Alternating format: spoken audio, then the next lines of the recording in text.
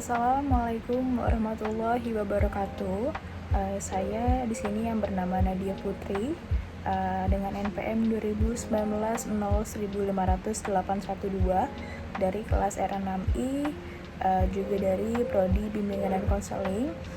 Di sini saya akan membuka video yang telah saya buat, yaitu mengenai sesi konseling yang mana saya memilih untuk menggunakan teknik konseling realitas. Di sini juga saya akan membuat ringkasan atau menjelaskan ringkasan secara singkat mengenai permasalahan yang dialami oleh klien yang saya tangani. Yang mana klien yang mendatangi saya memiliki masalah dalam pertemanannya, yang mana ia sudah merasa cukup lama berteman dengan temannya, dengan menjalin pertemanan yang dekat. Ia juga selama berteman, ia merasa bahwa selalu mencurahkan keluh kesahnya kepada temannya. Ketika ia memiliki masalah, ketika ada yang mengganggu pikirannya, ia selalu mencurahkannya kepada temannya, karena ia menganggap temannya merupakan teman yang sudah ia percayai. Namun pada suatu titik ia menyadari bahwa temannya tidak melakukan hal yang sama kepadanya. Temannya jarang sekali ataupun tidak pernah mengungkapkan keluh kesahnya kepada ia, sehingga cukup lama pikiran-pikiran negatif tersebut hingga di pikirannya. Ia mulai mempertanyakan apakah temannya cukup mempercayai dirinya, ataupun apakah ia dianggap bukan pendengar yang baik bagi temannya. Lalu hal ini yang membuat dirinya semakin lama semakin larut dalam pikiran negatifnya, yang membuat akhirnya ia memutuskan untuk pergi menemui konselor. Lalu di sini saya akan memberikan treatment berupa teknik konseling realitas kepada konseli yang mendatangi saya. Di sini saya juga akan menjelaskan mengenai tahapan yang akan saya lakukan kepada klien mengenai teknik konseling realitas, yaitu yang pertama ada menunjukkan keterlibatan kepada klien ataupun befriend. Lalu yang kedua yaitu memfokuskan pada perilaku sekarang, karena konseling realitas pada dasarnya fokus kepada apa-apa yang terjadi saat ini, bukan yang lalu ataupun yang nanti akan datang. Lalu yang ketiga ada mengeksplorasi total behavior klien.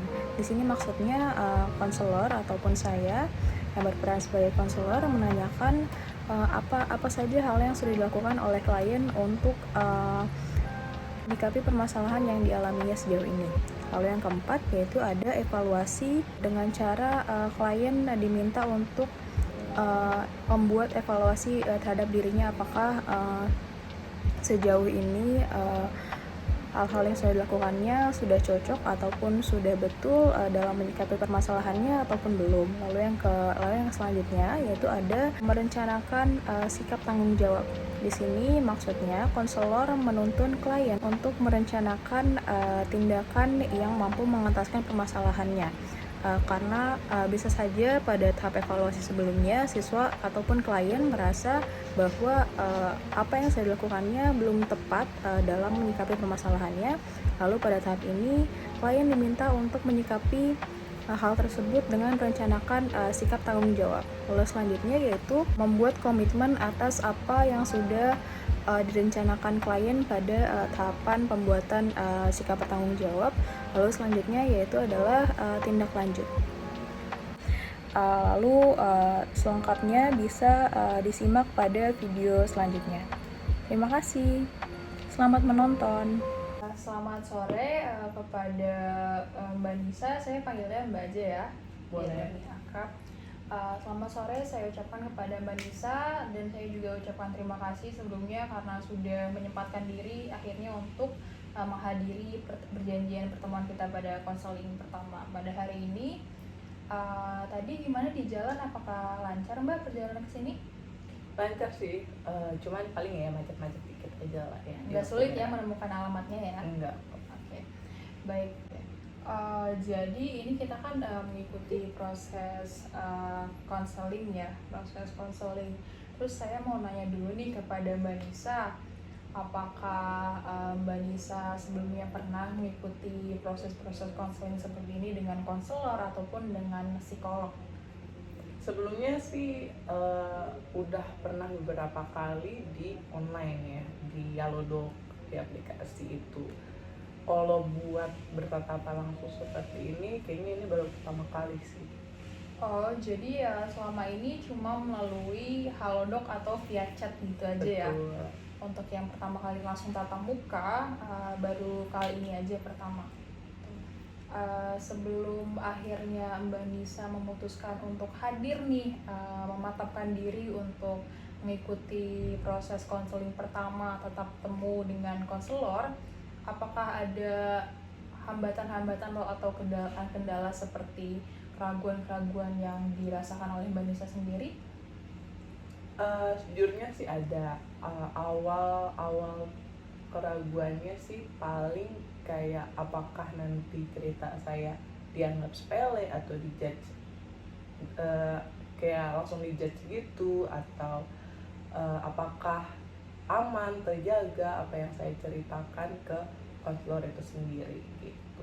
Oke, jadi yang Mbak Nisa takutkan adalah apakah saya sebagai konselor yang akan mendengarkan nanti ceritanya Mbak Nisa, apakah nanti akan menghakimi Mbak Nisa dari Betul. cerita tersebut, dan juga mengenai kebocoran cerita ya, kebocoran permasalahan yang dialami. Oke, sebelumnya saya akan menjelaskan terlebih dahulu nih mengenai asas-asas konseling yang mana dipegang teguh oleh seluruh konselor yang ada, termasuk saya sendiri. Yaitu saya sebagai konselor pastinya saya sudah dilatih untuk memegang asas-asas yang ada pada konseling gitu, proses konseling, yang mana seluruh asas ini termasuk pada salah satunya ada asas kerahasiaan, yang mana asas kerahasiaan itu merupakan bagaimana saya sebagai konselor menjunjung tinggi kerahasiaan mengenai permasalahan-permasalahan yang kita bahas selama proses konseling berlangsung. Ini tidak saya terapkan kepada Mbak Nisa saja, juga saya terapkan kepada seluruh konseling yang sudah saya temui untuk melakukan proses konseling gitu. Jadi Mbak Nisa nggak perlu takut bahwa nanti ceritanya akan bocor ataupun kayak tadi ya ceritanya akan saya hakimi, saya judge, karena di sini saya pure untuk membantu Mbak Nisa keluar dari masalah yang dialami oleh Mbak Nisa sendiri. Jadi Mbak Nisa boleh untuk mulai luas cerita kepada saya, mulai terbuka kepada saya, karena semakin Mbak Nisa terbuka, semakin saya membantu saya untuk membantu Mbak Nisa juga keluar dari permasalahan atau pengentasan permasalahan yang dialami oleh Mbak Nisa gitu. Apakah sudah jelas dari saya? Oke, jelas dan bisa dipahami. Oke, baik. Jadi saya akan langsung nih membahas ke inti proses konseling kita. Mbak Nisa di sini apakah ada yang mau dibagikan kepada saya dan diceritakan kepada saya mengenai apa-apa yang dialami oleh Mbak Nisa saat ini? Lebih ke mungkin ke keresahan saya ya untuk suatu pertemanan, relationship dengan teman. Jadi saya itu punya teman yang cukup lama, untuk waktu yang lama, cuman untuk sejauh ini saya menyadari bahwa kenapa saya yang hanya butuh, maksudnya di sini adalah saya selalu menceritakan apapun masalah saya sama dia, cuman dianya tuh nggak sebaliknya. Apakah dia nggak percaya atau dia belum siap untuk menceritakan masalahnya ke saya atau gimana gitu. Jadi saya mikirkan kenapa hanya saya aja gitu. Jadi semakin saya ngerasa kayak gitu tuh membuat saya gak enakan sama dia gitu buat cerita lebih banyak tentang permasalahan saya gitu. Oke. Jadi di sini yang sejauh yang saya dapat dari cerita awal Mbak Nisa, bahwa di sini adalah fokus kita membahas tentang pertemanan, masalah pertemanan oleh Mbak Nisa oleh satu orang spesifik ini ya. Betul. Satu orang ini, oke. Jadi Mbak Nisa merasa bahwa selama ini yang butuh atau untuk cerita adalah Mbak Nisa doang gitu, Mbak Nisa saja. Betul. Bukan sebaliknya. Jadi temannya Mbak Nisa ini, Mbak Nisa merasa bahwa temannya tidak membutuhkan Mbak Nisa sebagaimana Mbak Nisa membutuhkannya gitu. Betul.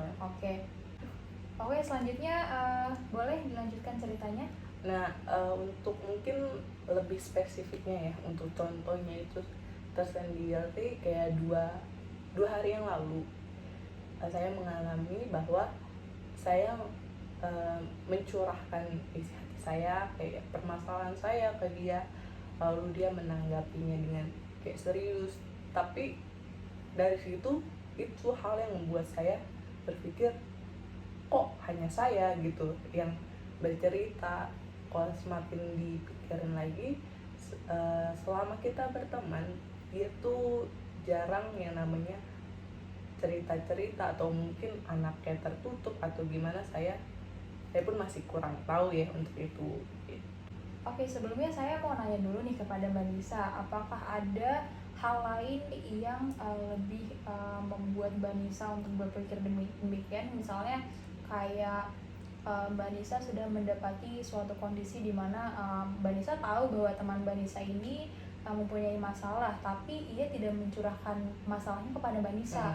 Dan Mbak Nisa tuh nggak tahu apa-apa tentang masalahnya, padahal Mbak Nisa tahu bahwa dia ini lagi punya masalah, misalnya dari orang lain ataupun dari siapapun.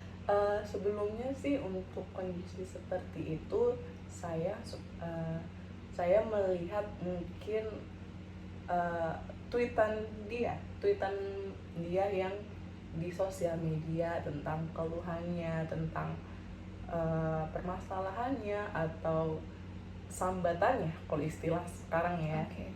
Nah, di situ saya ngerasa dia tuh punya saya gitu, dia tuh punya teman yang bisa berbagi gitu. Jadi kadang saya merasa kok saya tidak dijadikan tempat curhat daripada permasalahan tersebut. Iya, nggak dijadikan tempat curhat gitu sama dia. Terus mungkin hal yang lain itu misalkan kalau saya lihat-lihat selalu saya yang ngajak dia main gitu. Terus abis itu selalu saya yang kesini yuk gitu atau kesini yuk gitu, dan dia yang kayak oh ya udah ayo. Atau kadang ketika dia orang yang tipe yang ayoan gitu, terus tiba-tiba nggak dulu deh, saya jadi kayak mikir loh kenapa gitu loh. Oke. Saya paham, Gitu. saya paham sejauh ini. Dari sejauh permasalahan yang sudah Mbak Nisa ceritakan tadi kepada saya mau nanya nih terlebih dahulu mengenai upaya. Kalau kita membahas upaya, saya mau tahu apakah Mbak Nisa sejauh ini sudah pernah sekali atau dua kali melakukan upaya yang bisa meringankan kekhawatiran yang dirasakan oleh Mbak Nisa tentang temannya ini. Misalnya dari contoh upayanya, misalnya Mbak Nisa, saya mengambil contoh misalnya Mbak Nisa menanyakan langsung kepada temannya ini mengenai kenapa sih selalu aku yang cerita, kenapa kamu gak pernah cerita kalau kamu punya masalah, padahal saya tahu kamu punya masalah melalui kayak tadi sosial medianya gitu. Ataupun ada upaya-upaya lain yang sudah sebenarnya Mbak Nisa lakukan di luar tadi yang saya contohkan. Untuk upaya sih yang pertama yang tadi Ibu sudah sebutkan, bahwa saya menanyakan langsung. Kalau untuk itu belum, karena saya berpikir apakah nanti pertanyaan saya akan menimbulkan kecanggungan dalam pertemanan tersebut atau malah makin memperparah hubungan tersebut gitu. Jadi saya masih ragu apakah saya harus bilang atau ini hanya permasalahan sepele atau gimana gitu. Nah, untuk upaya selanjutnya saya sudah menanyakan beberapa ke teman-teman saya yang sudut pandangnya mungkin dia orang ketiga dari luar kan gitu. Jadi saya membutuhkan itu untuk cerita saya ini gitu. Oke. Lalu sesuai dari yang tadi sudah Mbak Nisa sampaikan, apakah bertanya melalui pihak ketiga atau pihak luar membantu mengurangi rasa kekhawatiran yang dirasakan? Sejujurnya iya, lebih ke iya ya, mungkin aja benar yang dikatakan teman-teman saya. Misalkan siapa tahu dia bukan butuh tempat, bukan menjadikan saya wadah cerita, cuman mungkin butuhnya yang hal yang lain, atau teman healing dia, atau teman pergi-pergi gitu. Oke. Jadi Mbak Nisa sendiri untuk saat ini nih, kondisi Mbak Nisa sekarang kan kita kan memfokuskan untuk pada perilaku kondisi sekarang ini ya. Betul. Kalau untuk kondisi Mbak Nisa saat ini, berarti Mbak Nisa menyadari bahwa kekhawatiran yang dirasakan Mbak Nisa itu sebenarnya salah ya, dan harus dikurangi. Kekhawatiran yang dirasakan terlalu berlebihan dan semakin lama semakin mengganggu pikiran Mbak Nisa sendiri gitu ya. Sangat-sangat mengganggu karena terlalu berlarut-larut memikirkan hal tersebut, dan Mbak Nisa juga paham betul bahwa sebenarnya hal itu dapat mengganggu tali pertemanan dengan temannya Mbak Nisa tersebut gitu. Betul. Oke. Karena tadi sebelumnya Mbak Nisa sudah mengatakan kepada saya bahwa memang sudah melakukan upaya, salah satu upaya itu bercerita dengan pihak ketiga, dan itu cukup membantu Mbak Nisa untuk berkurang rasa kekhawatirannya gitu kan. Terus sekarang Mbak Nisa, apakah ada upaya lain yang ingin dilakukan oleh Mbak Nisa sendiri mengenai, karena kan Mbak Nisa pasti tidak datang menemui saya apabila kekhawatiran tersebut sudah terentasan gitu ya. Karena sekarang Mbak Nisa memutuskan untuk mau bertemu dengan saya, maka saya asumsikan bahwa kekhawatiran tersebut masih sangat mengganggu Mbak Nisa. Lalu dengan ini saya ingin bertanya bahwa apakah ada solusi lain yang ingin Mbak Nisa lakukan demi mengentaskan permasalahan tersebut? Mungkin lebih ke pertanyaan ya Bu, kayak apakah saya benar-benar harus menanyakan biar memvalidasi bahwa pikiran saya itu emang mungkin berlebihan gitu kan kepada dia. Cuman untuk mengatasi rasa kekhawatiran saya, untuk apakah suasananya canggung atau nanti bahkan makin terparah, itu kan hal yang belakang gitu, maksudnya hal yang belum tentu kok gitu kan, hanya sekedar overthinking aja gitu. Saya tuh bingung untuk memulai percakapan sama teman saya itu gitu. Jadi hal yang Mbak Nisa fokuskan sekarang yaitu bagaimana cara untuk Menyampaikan. menyampaikan dengan baik tanpa menyinggung perasaan siapapun, terutama temannya Mbak Nisa ya. Betul. Oke, jadi kita sudah punya nih salah satu tujuan utama yang ingin nantinya dilakukan oleh Mbak Nisa kepada temannya demi mengentaskan kekhawatiran yang dirasakan selama ini. Yang saya tangkap adalah Mbak Nisa mencoba untuk tidak mengukur rasa kesetiaan teman Mbak Nisa hanya dengan intensitas, bagaimana intensitas ia untuk menceritakan masalahnya kepada Mbak Nisa.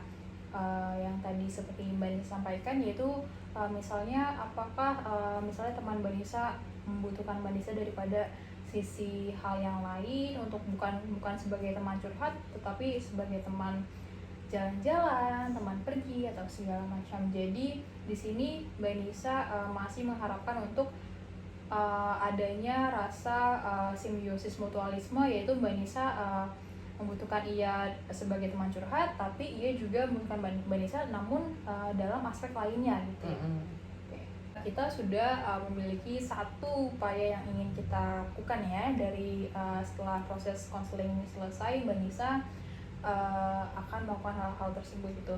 Namun saya ingin bertanya, apakah Mbak Nisa sudah yakin dalam mampu untuk melakukan komitmen yang sudah tadi kita rencanakan, yang tadi Mbak Nisa sudah sampaikan akan lakukan, ataupun Mbak Nisa merasa masih ragu untuk melakukannya gitu? Untuk komitmen itu sendiri, saya sudah yakin sih Bu, bahwa hanya itu mungkin yang menjadi jalan keluar untuk permasalahan saya gitu. Oke, jadi Mbak Nisa tidak memiliki keraguan ya dalam melakukan hal tersebut nantinya, dan akan pasti dilakukan oleh Mbak Nisa setelah konseling kita selesai. Saya juga akan menjawab mengenai pertanyaan yang tadi sempat dilontarkan oleh Mbak Nisa, yaitu mengenai bagaimana cara untuk menghindari rasa canggung ataupun situasi yang tidak nyaman yang mana disebabkan oleh perbincangan Mbak Nisa mengenai situasi kekhawatiran Mbak Nisa kepada teman Mbak Nisa secara langsung gitu ya. Solusi atau saran dari saya yang bisa saya sampaikan kepada Mbak Nisa, yaitu kan yang paling tahu nih, yang paling tahu atau mengetahui karakteristik ataupun sifat yang dimiliki oleh oleh temannya Mbak Nisa kan Mbak Nisa sendiri kan. Yaitu saran saya yaitu adalah Mbak Nisa bisa mencocokkan bagaimana nih cara komunikasi yang tepat yang bisa dilakukan kepada temannya Mbak Nisa, yang mana nantinya tidak akan menimbulkan efek canggung setelah perbincangan selesai gitu ya. Jadi Mbak Nisa bisa memilah kata-kata yang setidaknya nantinya tidak akan menyinggung perasaannya temannya Mbak Nisa ataupun menyebabkan pihak manapun merasa tidak nyaman atas topik yang diangkat oleh Mbak Nisa. Jadi komitmen yang akan kita tetapkan nih pada proses konseling kita, pertemuan kita pada hari ini, yaitu adalah komitmennya Mbak Nisa setelah ini akan mencoba mengapproach ataupun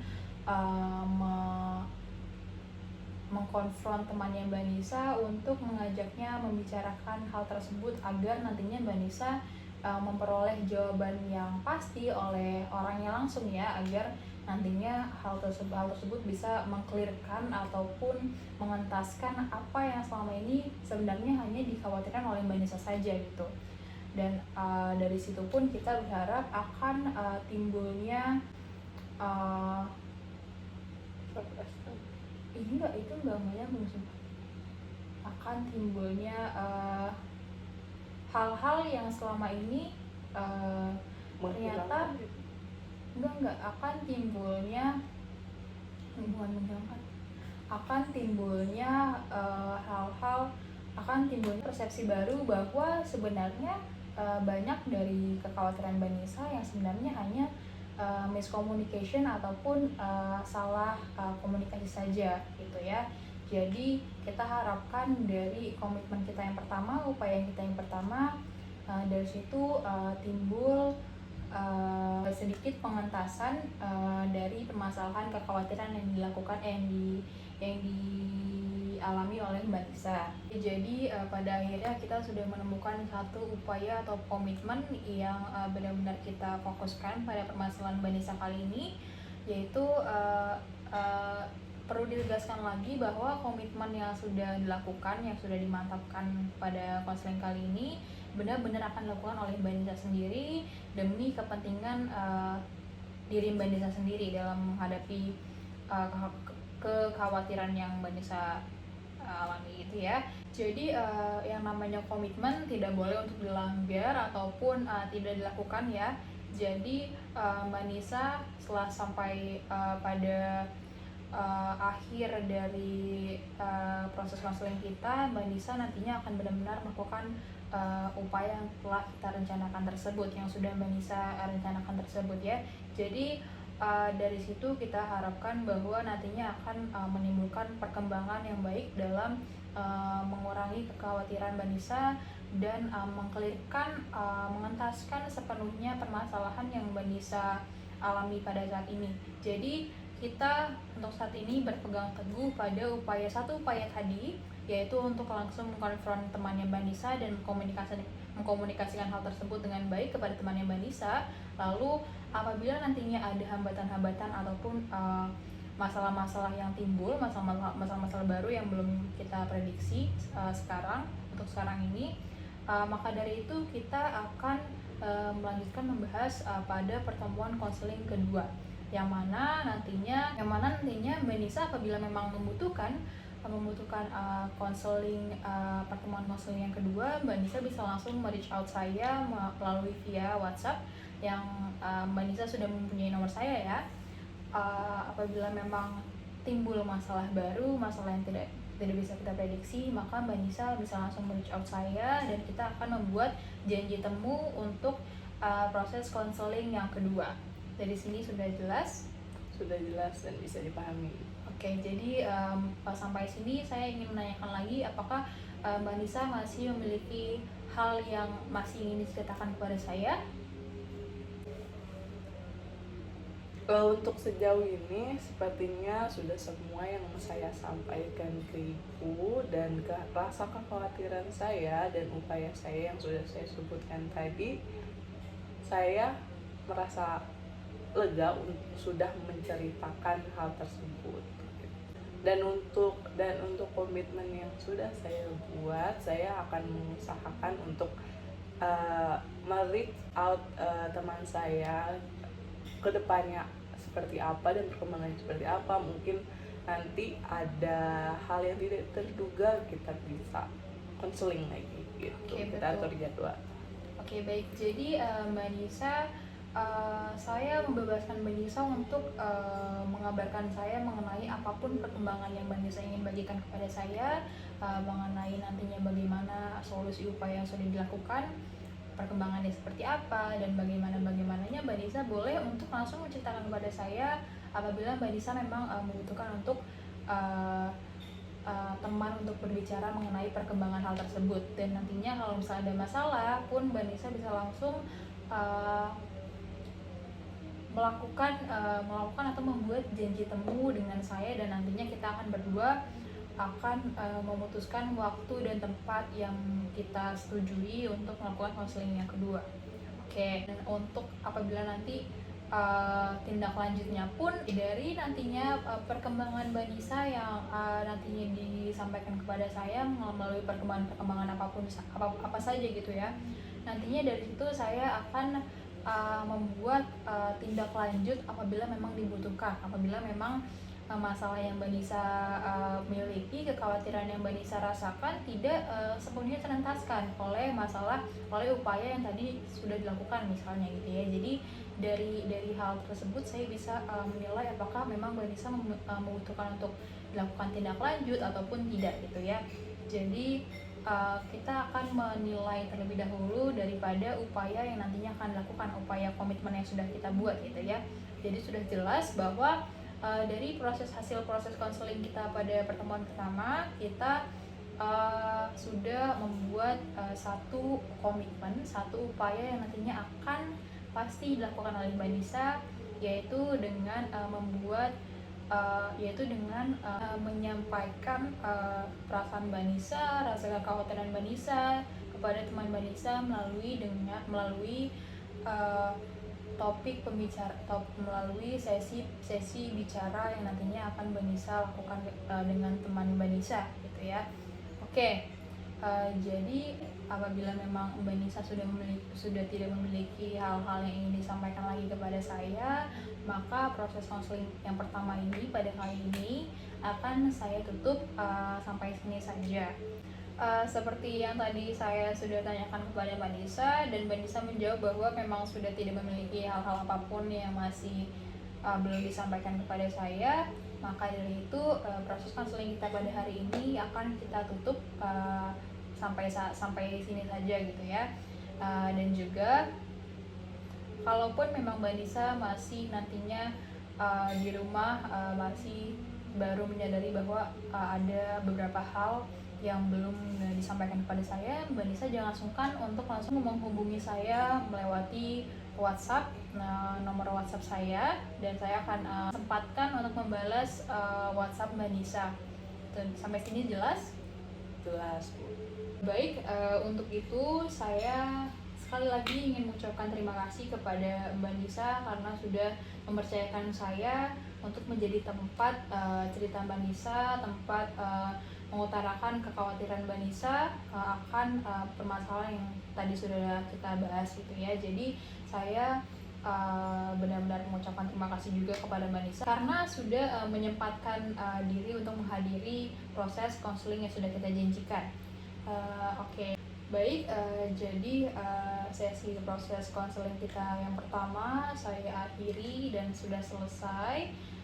Saya ucapkan wassalamualaikum warahmatullahi wabarakatuh. Sebelumnya saya terima kasih untuk Ibu sudah mendengarkan cerita saya dan sudah memberi mungkin masukan yang akan saya lakukan ke depannya atas kekhawatiran saya ini. Dan semoga atas permasalahan yang saya hadapi cepat terselesaikan. Apabila nanti ada hal yang tidak terduga, kita bisa konsultasikan lagi gitu. Oke, baik. Jadi untuk saat ini sudah jelas ya Mbak Nisa, dan saya mengharapkan bahwa kedepannya memang upaya yang dan komitmen yang sudah kita rencanakan tersebut akan benar-benar mengataskan rasa kekhawatiran Mbak Nisa. Oke. Baik Bu, saya rasa sudah cukup untuk semua yang kita sudah bicarakan untuk konseling pertama ini. Saya pamit untuk pulang terlebih dahulu. Wassalamualaikum warahmatullahi wabarakatuh. Waalaikumsalam warahmatullahi wabarakatuh.